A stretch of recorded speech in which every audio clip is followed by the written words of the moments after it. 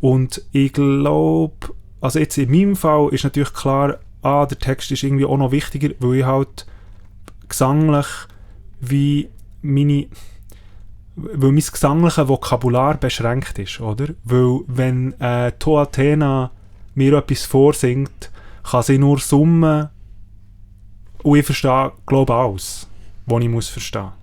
Oder? Aber wenn ich jemandem etwas vorsumme, dann versteht man einfach etwas. Dann das ist herzig, dann tut mir da etwas vorkuscheln. So.